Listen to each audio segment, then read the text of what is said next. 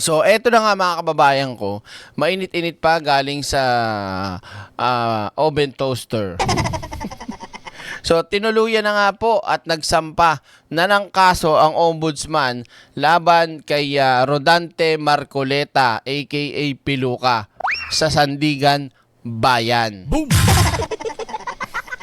Anong nakakatawa pa mga kababayan ko o ang maganda pa rito, kahit to nagkaroon sila ng ilang araw na rally, ay hindi ho nagpatinag ang ombudsman o si Boying Rimulya sa pamumulitika ni Marcoleta na kesyo bendalo, yes sir, yes sir, 'di ba? Gumagamit siya ng ganong script si Marcoleta at kahit yung tagapagsalita nila at yung ibang mga politiko na ganon ang kanilang script na kesyo bendalo, tapos Erwin Tulfo, tapos may isang politiko at ombudsman daw, ombudsman, Remulla, yes sir. Boom! Ito ang pagpapatunay na hindi nyo kayang matinag itong ombudsman natin. Oo, ito mga kaiksena, live na live kanina to eh. Pero ngayon, pakita natin. Yan, ayan 3 hours ago lang naman to eh. At magbibigay tayo ng ibang update. So, kinasuhan at sinampahan na nga.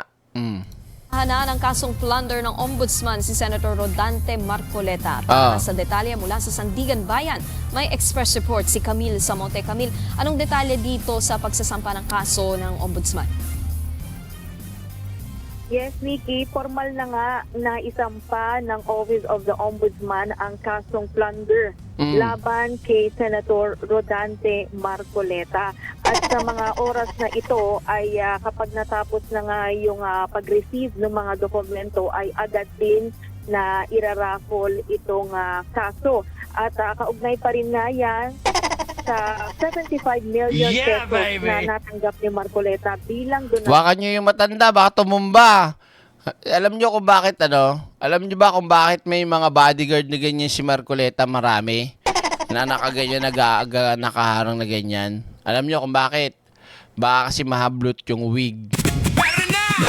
Subscribe na agad sa channel na laging may aral.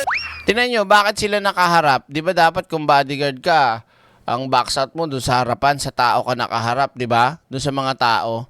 Ganon. Tingnan mo, nakaharap sila sa ganyan para makita nila yung susulot na kamay na ganon. Baka hablutin, baka hawakan. At least matatapik agad nila yung mga kamay na lumulusot. Oo, kasi baka kahiya-hiya yan pagka natanggal ang piluka niyan. Sabi ko sa inyo, di ba? Faye Hurl, sa tingin mo.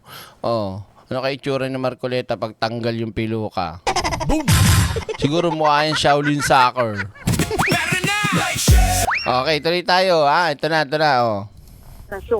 Sa kanyang kampanya noong 2025 midterm elections. Hindi nakita rin natin dito sa papel na Halo ko.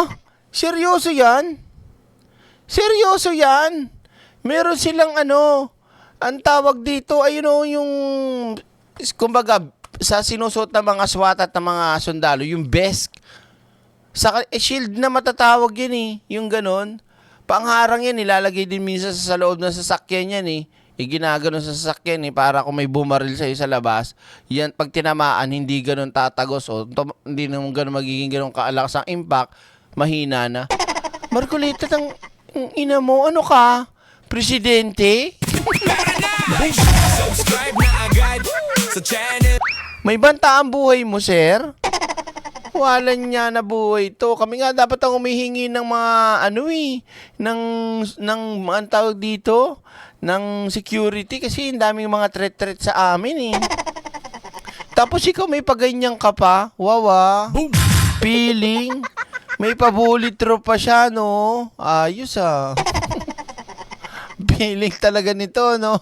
Riot Shield. Hindi. Riot Shield, iba yun. Bulletproof yan. Kaya lang ang style niya pa ganyan, no? Oo. Nafofold kasi yan. Direct kapag ba magsuot si Marcoleta, aalisin ba yung wig niya? Oo. Pag mugshot? Hindi muna. Feeling ko pag kapag nakulong na siya, hindi niya makakayanan ng init sa kulungan. Kaya magtatanggal siya ng piluka. Unless na lang, lagi siyang magkakasakit doon. Bakit? Siyempre, tutulo yung pawis niya. Ang init. Ayaw yung tanggalin yung piluka niya. 'Di ba? So, pag tumutulo na yun, basang-basa na siya. Araw-araw siyang basang-basa. Sa ulan? Hindi. Sa pawis. Oh. Tapos matutuyuan ka dahil mainit. Oh, pulmonya. Maaga siyang matitegi.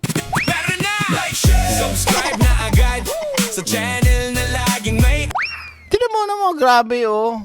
Ang tibay eh, no? Presidente yarn.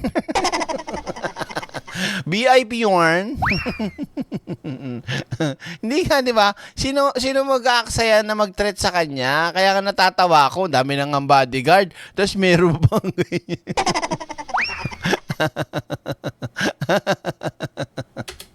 Pinay. Tinan mo naman kasi, oh, ayan oh. Saan ka nakakita yung patilya to? So, dapat ang legit na buhok, pag may patilya ka, makikita mo talaga yung, ayan o, sumasama, oh. Tinan mo, subukan mong ganunin si Marcoleta pag nakalusot yung kamay mo. Pag ginanon mo, sasama lahat yung buo. Yeah, baby! Like, share, subscribe na agad sa Ay, nako, Diyos mio Marimar, por Diyos, por Santo, enek labu, enek lames. DJ Byron, direct hindi yan bullet vest, peluka protection. Loko-loko to. Bulletproof yun. Baka kayo. Si nga naman, may threat. May threat sa peluka. like, share, subscribe na agad Hindi pala death threat. Wig threat. Boom! Kaya may malaking natawa din ako sa Kaya pala may ganon. Baka may humablot sa likod. Ship.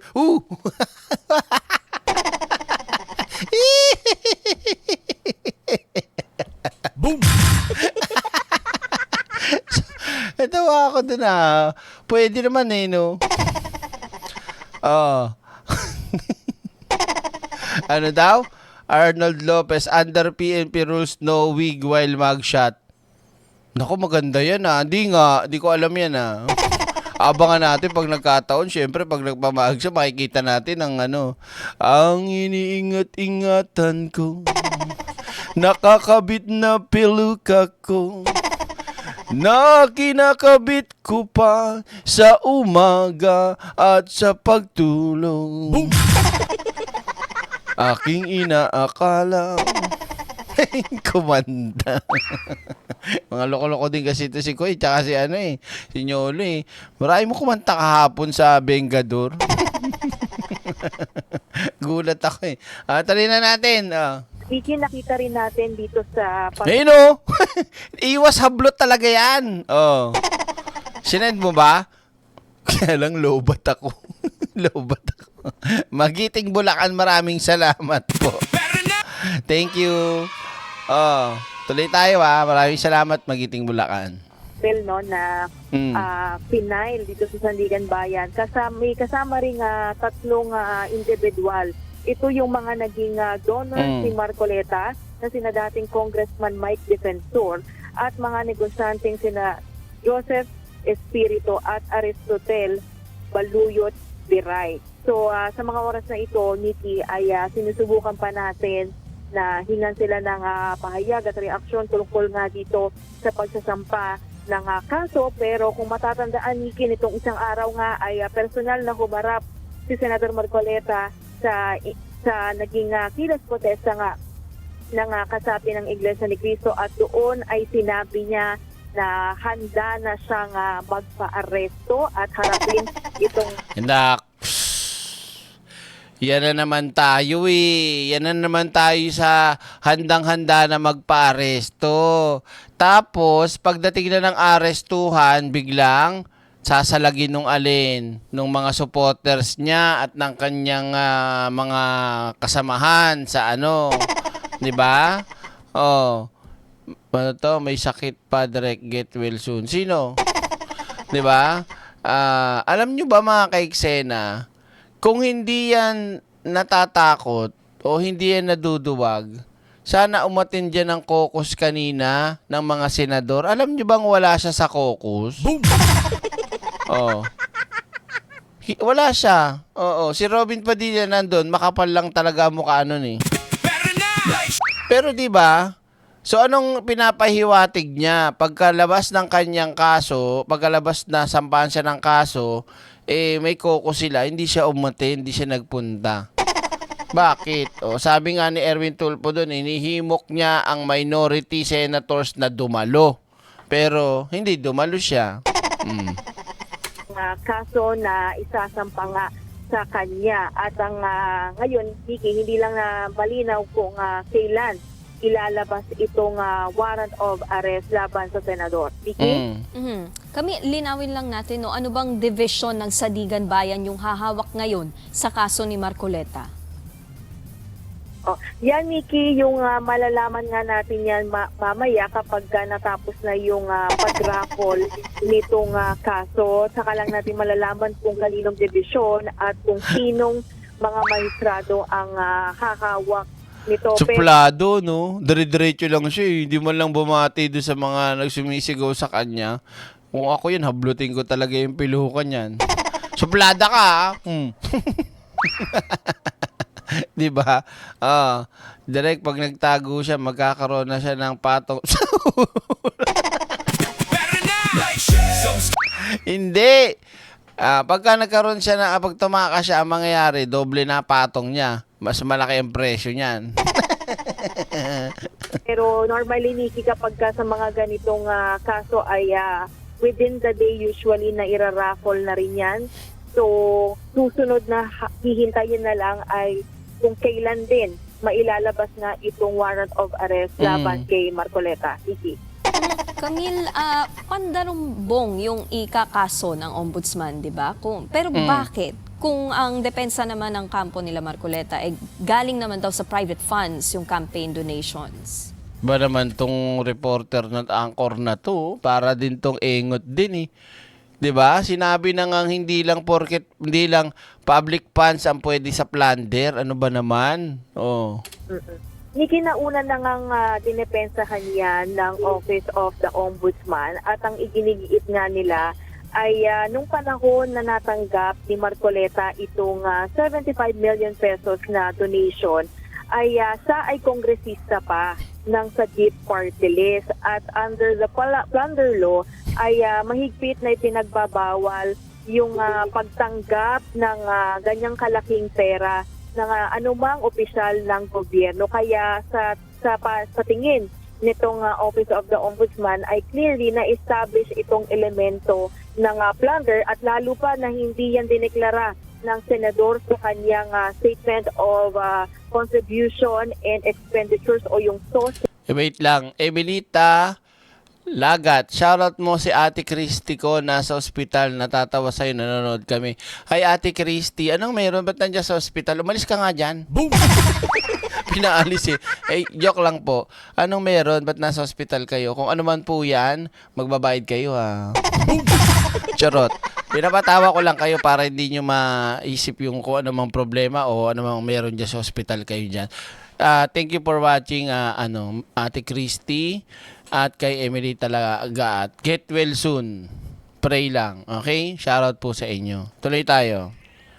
Yung statement of contribution and expenditures o yung SOSE at sa kanyang SALN o yung statement of assets liabilities.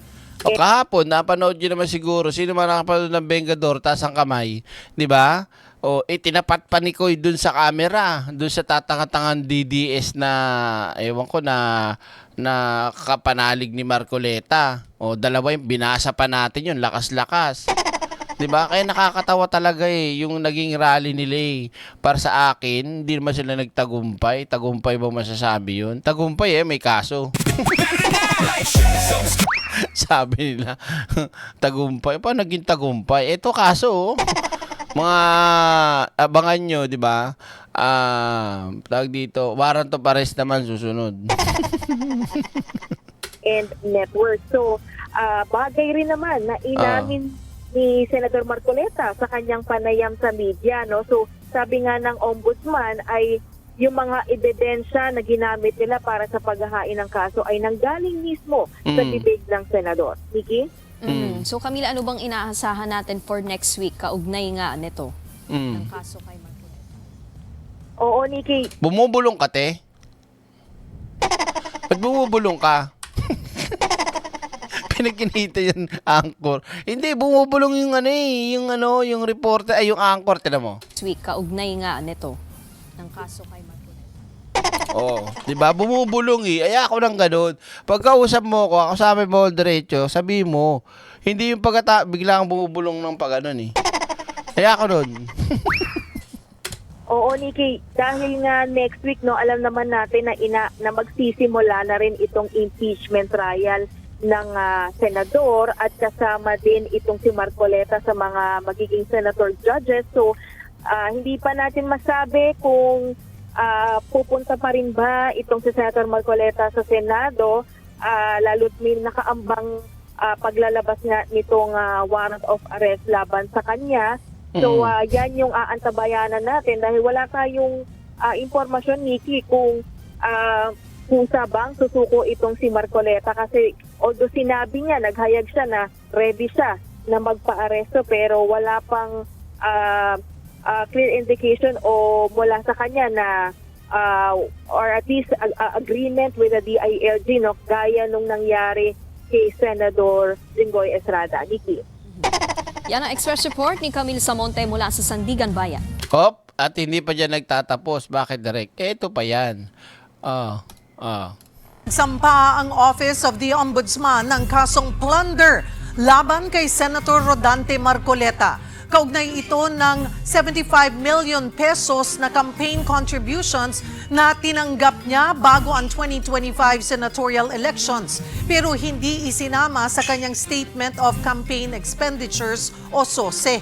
Magbabalita si Mobile Journal, Arles de los Santos. Arles, ano ang detalye sa inihain na kaso laban kay Senator Marcoleta at bakit isinama rin sa mga kaso ang 3 donors? So, sabit nga mga kaiksena dito, si Mike Tae, di ba si Mike Defensor. Oh, yan, sabit. At yung dalawa pa.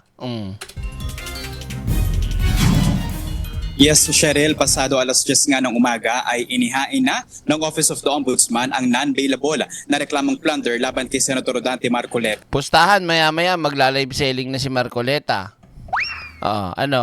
Mamaya, live selling yan. Di ba? Ali J, shoutout sa inyo sa inyo dyan sa, kung sa malugar kayo. Shoutout sa inyo dyan. So, tawag dito, for sure yan, live selling. Tapos, bago yon baka umattend pa yun ng programa niyan sa Ganang Chismisan. Bunsod yan ng kanya mismong sariling pag-amin na tumanggap umano siya ng 75 million pesos na campaign donations para sa halalan 2025. Ayon sa Office of the Ombudsman, hindi ito idineklara ni Marcoleta sa kanyang SALN maging sa Statement of Contributions and Expenditures o SOSE. Gayet ni Marcoleta, hindi pa umano nagsisimula ang campaign period noong tinanggap niya ang donasyon. Pero ayon sa Office of the Ombudsman, Cheryl, makukonsidera itong ill-gotten wealth. Lalo pa at congressman pa si Marcoleta noong panahong iyon ng sagip party list. May posible ding sabwatan umano sa pagitan ni Marcoleta at mga kapwa-akusado kaya isinama ito sa reklamong plunder na sina dating anak kalusugan party list Congressman Mike Defensor, Joseph Varias Espiritu at Aristotel Baluyot Viray. May tanong ako sa inyo bago ko ituloy. Alam nyo kasi doon sa karamihan ng mga kapatid ni Marcoleta sa relihiyon, karamihan di natin nila lahat. Hindi nila naiintindihan yung sinasabing karamihan sa kanilang mga kasamahan at sa mga DDS, ang ginagawa nila at naiintindihan lang nila sa sinasabi ni Marcoleta at ng kung sino pa mang mga impokrito, impacto na nagsasalita ng script nila, no? Ang simple lang ng bibigay ko sa inyong example. Ito kung bakit dapat managot si Marcoleta kasi ginagaslight nga nila, di ba? Halimbawa po ako, mga kababayan ko. Halimbawa na lang ako. mayaman ako, kunyari mayaman ako, kunyari lang naman. Namimigay ako ng tulong sa mga kababayan natin. Hindi ako politiko. Hindi ako politiko. Bibigay akong ayuda, bigas, pagkain sa mga nasusunugan, nasasalanta. Kawang-gawa lang. 'Di ba ang dating sa akin, mabuti kong tao, tama? 'Di ba? Ang bait ko kasi tumutulong ako nang walang hinihinging kapalit. That's good. Ganun na magiging tingin sa akin. Ngayon, mga kaiksena, kung halimbawa ba na ako ay may ginawang krimen o kasalanan, hindi nyo na ba ako papapanagutin? Kasi mabait ako eh. Namimigay ako ng tulong. Nagbibigay ako ng ayuda. Nagbibigay ako ng pagkain. Tapos, behind that, merong sumulpot o meron akong nadulas na sinabi na meron akong ginawang krimen. So, payag ba kayo? Wag na akong managot? Mabait naman ako. Boom! Wag akong managot, humarap sa batas, kasi mabait naman ako. Pwede ba yun? Nasaan ba yung tubo? Sagot nga kayo mga kaiksena, yung totoo, huwag kayong magpa-plastic. Oh. So, example lang yun mga kababayan ko. O, kung gano'n na sitwasyon, papayag ba kayo? Anong dapat na nasagot doon? O, example ko lang yun Oh, ang bagal magsalita, na sumagot. Oh, ang mali ay mali, doon lang tayo sa tama. Siyempre hindi. Kahit ako pa si Direk Freddy, di ba? Kung may nagawa kang krimen kailangan mong panagutan. Hindi, mabait ako, namimigay ako ng tulong, binigyan kita ayuda di ba? Best example is Robin Hood. Isa na yan, grabe, di ba? Boom! Ayan ganyan dapat ang utak at ang mentalidad. Hindi porket ikaw ay kapatid sa karelihiyon, magiging bulag kayo. Boom! Hindi porket ikaw ay kaalyado ng mga Duterte, bulag kayo. Boom! Hindi ganon. Gawin na natin na politiko naman ako, ganon din. Politiko ako. Di ba mas malala? Politiko ako, tas ako pa yung gumawa ng krimen. Simple as that, mga kababayan ko. Huwag kayong tatanga-tanga, lalo na kayong mga DDSK, putang ina nyo. Subscribe na agad. Hindi ka magagalit naman kasi. Tanga-tanga naman nilang intindihin. May ginawa nga. Ito pa malupit, di ba? Ang malupit, mismo kay Marcoleta nang galing, yung aling kapalpakan at katarantaduhan niya. Boom! Naman. Tayo ba nagsiwalat? Hindi. Doon pa lang, malinaw, nasabit siya. Boom! Diba? Tangan nyo kasi mga DDS kayo Isinampa ng Office of the Ombudsman ang kaso sa kabila ng 3 araw na kilos protesta ng mga miyembro ng Iglesia ni Cristo. Nauna nang sinabi ni Marcoleta na handa siyang makulong. Tinawag niya ring political persecution. Kalokohan nyo handa makulong. Patunayan niya muna. Ang reklamo laban sa kanya para umano Ano daw? Good PM direct katatapos lang. Nag-live para rin sa mo, boss Mike? Ano ba naman? Magiging milyonaryo na yan. tahimikin siya. Bagay na itinanggi ng Office of the Ombudsman. Cheryl. So ano ang susunod na legal na proseso at kailan posibleng arestuhin, iserve kay Senator Marcoleta? Di ba pwedeng forthwith?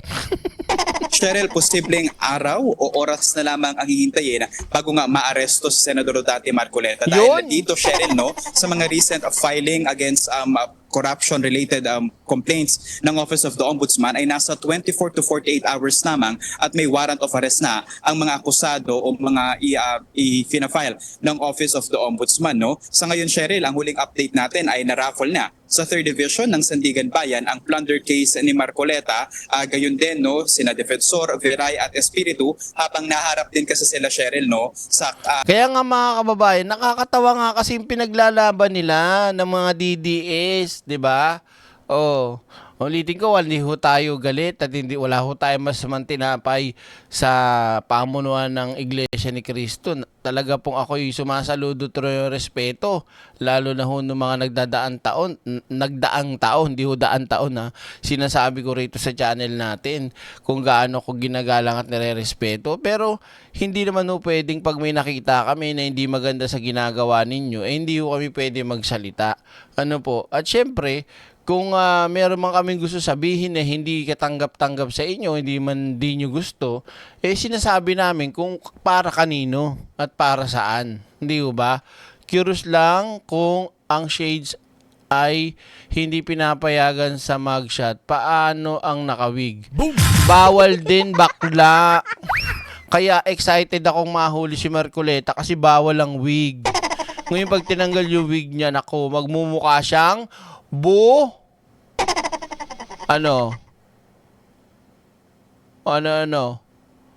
busog. Subscribe na agad. Mukha siyang busog. Kasi ito malaki siya ni Marcoleta tapos tanggalin mo yun, hindi na nagmukha siyang busog. So yun nilinaw natin tuloy tayo. Kung ano naman iniisip nyo, kayo talaga masyado mapaglaro mga utak nyo, kayo talaga makaka-eksena Busog, mukhang busog, di ba?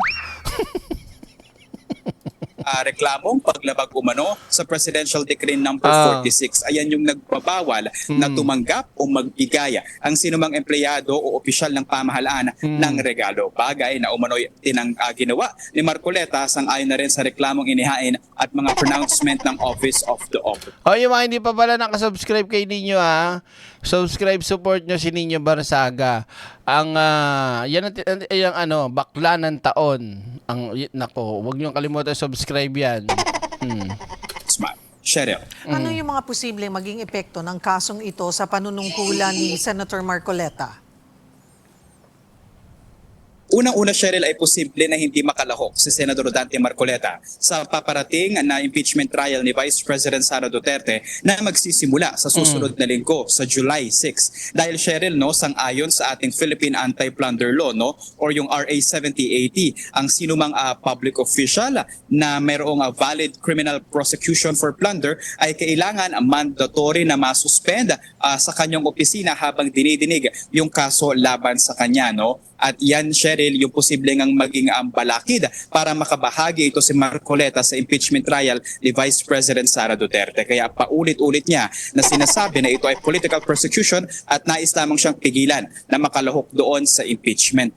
At kabukod dyan, Cheryl, hindi lamang siya ang posibleng ang hindi na makatungtong muna sa Senado kapag siya ay naaresto dahil gayon din si Senator Jinggoy Estrada na suspendido na rin para naman sa reklamong graft dito pa rin sa Sandigan Bayan. Tapos, boom! Ba't ka natatawa, Derek? Tapos magkikita yung dalawa, si Jinggoy at saka si Marcoleta pag na-aresto. Pare, sabi mo, safe ka na. Boom! Diba? Sabi ni Marcoleta, safe ka na. Boom! Subscribe na agad sa channel na laging may aral. Naalala niyo yun? Sabi ng dalawa, mag-aaway pa. Tapos ngayon sila na parehas nakakulong, parehas plunder. Pero na, subscribe na agad sa channel na laging may aral. Ang saya-saya naman. Grabe. Kung ako yung warden doon, kunyari yung bantay, gusto nyo ba ng soft drinks? Bakit po? Cheers kayo. Pero na, subscribe na agad. Kambay pare, hindi na tayo safe. Ayop na buhay ito.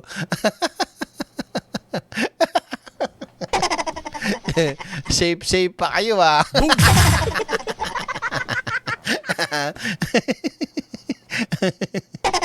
Ay nako, nakakaloka talaga.